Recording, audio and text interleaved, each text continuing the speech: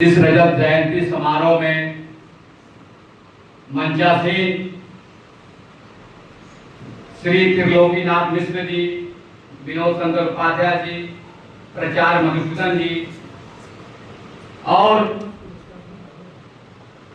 हमारे घनिष्ठ मित्र जिनका कि यहाँ पैतृक निवास पैतृक गांव है, बाबूलाल मौर्य जी, और हमारे बचपन के दोस्त जो कि अभी चले गए संजय मिश्रा, हम लोग एक साथ स्कूल में शिक्षा ग्रहण किए थे और आज ये सौभाग्य है कि गुरुकुल में हम लोगों की मुलाकात हुई।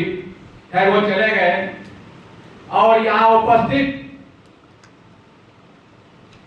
हमारे बटुक और सम्माननीय माताएं एवं बहनें एवं संपूर्ण हमारे भाई, हमें बड़ा गर्व हो रहा है आज इस गुरुकुल में आने के बाद। एहसास हो रहा है जैसा कि पूर्व के वक्ताओं ने कहा था कि मनोज ठाकुर, यदि आप गुरुकुल खोलते हो तो वो पागलपन का इशारा है, लेकिन ये पागलपन का इशारा था, लेकिन आज उन्होंने सिद्ध कर दिया कि ये विद्वानों का इशारा है और ये विद्वानों का गुरुकुल है। मनोज ठाकुर जी, आपने जितनी कठिनाइयां जितनी परेशानी झेली वो मैं भूत में देखता गया और देखा, यहां आकर निरीक्षण भी किया और आप दूसरे प्रांत से आकर के उत्तर प्रदेश में इस जगह खालिशपुर में ये गुरुकुल का परचम लहरा रहे हैं। ये अपने आप में एक सर्वोच्च स्थान है। मैं आपको तहे दिल से बधाई देता हूं। दोस्तों, मेरे अभिभावक स्वरूप, मेरे गार्जियन स्वरूप,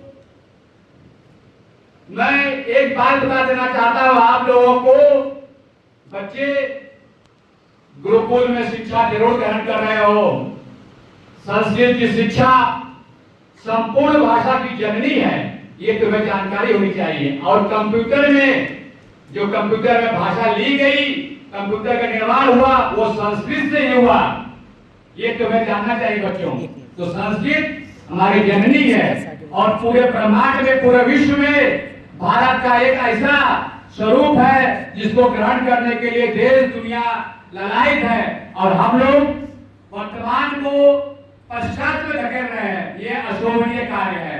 मैं भी अपने बच्चों को संस्कृत नहीं पढ़ा करके सरकार में पढ़ाता हूँ। ये मैं कह रहा हूँ, जैसा कि बाबूलाल जी ने कहा कि पहले आत्मसात होना चाहिए, लेकिन आप लोग को जानकारी होना चाहिए। मेरे दोस्तों, मैं भी संपूर्णानंद में ज्योतिष में डिप्लोमा ले रहा हूँ इस वक्त और वर्तमान में पढ़ रहा हूँ। मैं भी उसके पहले मैं योग में शिक्षा ले चुका हूँ। ये मेरी अपनी वो क्या कहते हैं जिज्ञासा हुई कि संस्कृत क्या चीज है।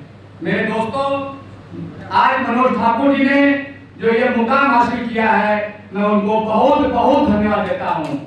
मेरे दोस्तों, मेरे बच्चों, मुझे जानकारी होनी चाहिए कि रावण और राम की लड़ाई चल रही थी और दोनों शिव भक्त थे। क्यों महाराज जी? दोनों शिव भक्त थे, इसलिए रावण की तरह कोई पंडित नहीं हो पाया। उन्होंने भी शंकर को खुश करने के लिए शिव की आराधना की और आराधना का स्वरूप क्या था? जटाटवी जल जल प्रवाह पवित्र स्थले गले विलंब नमिता भुजंग तो मलिकाम दमट दमट नाद वर्वयाम चकाटन तांतु शिवम।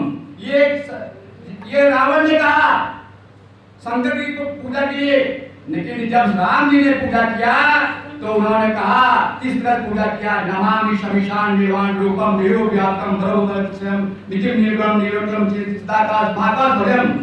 ये था। तो आप लोग जिस तरह शिक्षा ग्रहण कर रहे हैं, शिक्षा के दो मूलक हैं। शिक्षा को जितना आप अधिक से अधिक रटेंगे, जितना आप आत्मसात करेंगे, उतना आगे बढ़ेंगे। मेरे दोस्तों, आज भारत की इतनी नकल विदेश में लोग ले रहे हैं और अपना नकल उसको एग्जाम करें विदेशों वाला, ये कतई नहीं होना चाहिए। जिस अवस्था में आप हैं, जो ड्रेस पहने हैं, ये ड्रेस विदेश वाले मानते हैं, इसकी कीमत लाख लाख रुपए लेते हैं हमारे भारत में, लेकिन आप इस ड्रेस में कितना शोभा दे रहे हैं। तो ये गुरुकुल में आप आकर के जितना विद्या अध्ययन करेंगे उतना अच्छा होगा। अभी मैंने सुना था इसके पूर्व वक्ताओं ने कि इनके बच्चे बीपीएससी में भी कंप्लीट किए, तो सोच लीजिए संस्कृत की शब्दावली ऐसी है कि जो आपको महान बनाएगी। मैं पुनः मनोज ठाकर जी को, उनके बच्चे को और यहाँ गुरुकुल के सभी छात्रों को, आए हुए सभी सज्जनों को मैं सादर प्रणाम करते हुए अपनी बातों को विराम करता हूँ।